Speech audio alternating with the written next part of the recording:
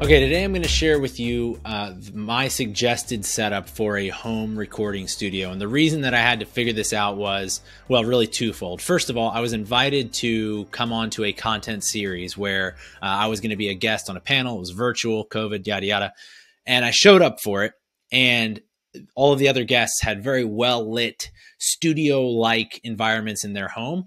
And they got to me and they were like, Adam, wait, what's going on? Are you like on your computer camera and we can hear you great, but you look like you're in a cave, and what's going on? Like, why is this? I thought you run a podcast company, which is true and valid criticism. So from there, I was like, okay, I got to figure this out. Plus we started the Content is for Closers series. And so we needed a better studio environment at home. Cause obviously, even if you're in a completely post-COVID scenario, there's going to be some strings attached to that where you continue to record remotely or from home or whatever, and you want to be able to have a working studio that can travel a little bit with you. So a couple of things that I found to be helpful. First of all, the microphone. And I will, usually we have the same show notes in these episodes, these snack episodes, but I'm gonna actually link these in the snack in today. So the first of all, the microphone, I use the Audio Technica ATR 2100. And it's really the ideal mic for a non-dedicated studio environment. Okay, so this microphone, if I'm really in it, it sounds great. If I have to move my head away from it in any way, or, you all have probably seen, if I'm moving around too much because I get excited, then it doesn't sound great. And the reason for that is because it's designed to only capture the volume or the sound that comes directly into it. This is a positive when you're at home and there's a 2-year-old running down your hallway, or a dog barking, or your coworker talking about his fantasy football receivers, whatever, right? So that is a helpful little feature. It's only $70 to $100 depending on the site and availability. They've had some supply chain issues over the last year.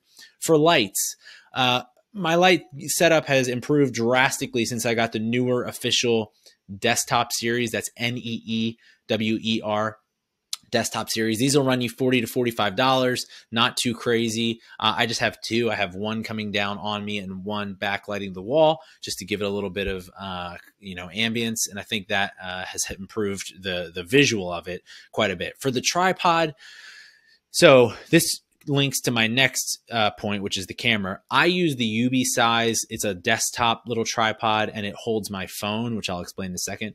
If you have an actual camera setup, you're going to need a much better tripod. So I can't help you there because I haven't done that investigation. But if you're using a phone or a small camera or something like that, a selfie type environment, then the UBsize desktop tripod has worked for me. For the camera, this is admittedly the area that I need to improve in the most personally. I'm using the lowest fidelity option here. So I have an app on my phone called the Epoch Cam Pro. It is $4.99 in the App Store, and it gives you some fine camera footage you can see here if you're looking at the YouTube. But if you compare, if you look at the Content is for Closers episodes where Carlton and I are talking side by side, he looks incredible. Like he's in a studio at ESPN, and it looks like you're either looking at me through a sock or I've been captured or something like that in comparison to his footage. It's okay, but it's just not as good as a true camera. And he also is in charge of procurement for creative equipment. So it's a shock to me that I haven't got any of that camera equipment yet. I don't know what that's about. We'll have to investigate that further. But that's the lowest option. The second option would be a point and shoot camera like the Canon PowerShot SX620. That'll run you about $214. It's going to give you a little bit more depth of field and a little bit probably clearer image. But it's like, do you want to upgrade for the medium option? That's kind of where I've been. I'm not sure.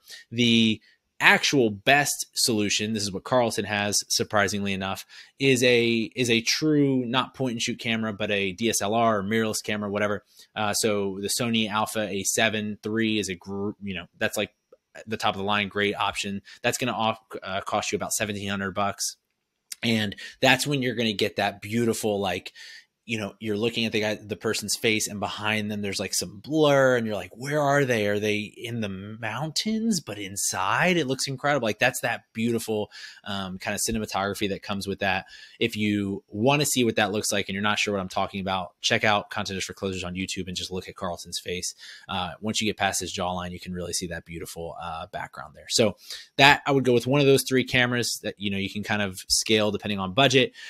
And then recording platform. We use Riverside. They have a bunch of different recording options that will cost you somewhere between $9 to $30 monthly, depending on what you need. And so you can check that out.